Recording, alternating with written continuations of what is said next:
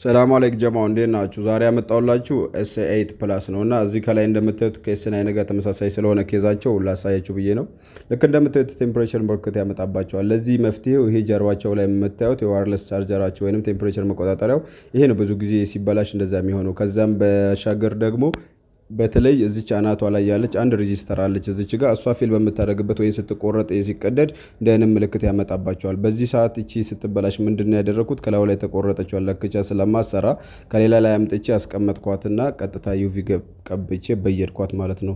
በነጭ ፕላስተር ከጀርባ የለጠፍኳት ልክ እሷ ናት ማለት ነው። እንደዚህ አይነት ወሰብሰብ ያሉ ግን ቀላል የሆኑ ኬዞችን ለመስራት ስትፈልጉ ቪአይፒ ግሩፑን ጆይን ብታደርጉ እዛ ላይ እንመካከርበታለን።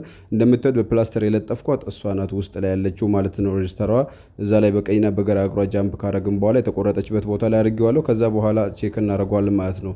የዴድ ቡት ሪከቨሪ ኮርስ በጣም ወሳኝ የሆነና ከኮርሱ በኋላ በጣም አሪፍ ገንዘብ የምትሰሩበት ኮርስ በቀጥታ ወደ ገንዘብ የሚቀየር ኮርስ ተጀምሯል ማለት ነው። የፊታችን ሰኞ ስለሚጀምር ሁላችሁም ጆይን አድርጉ። ዛሬ ላይቭ ላይ ይሄንን በደንብ አብራራላችኋለሁ ከፈለጋችሁ ማለት ነው። ልክ እንደምታዩት ስልኩ ቻርጅ ጀምሯል። አስነስቼ ማሳያችኋለሁ ማለት ነው። የቪአይፒ ሜምበር ያልሆናችሁ ጆይን አድርጉ። ውስጥ ላይ በደንብ የዚህን ዲቴል ጭምር ያስቀመጥኩት ቪዲዮ ስላለ እናያለን።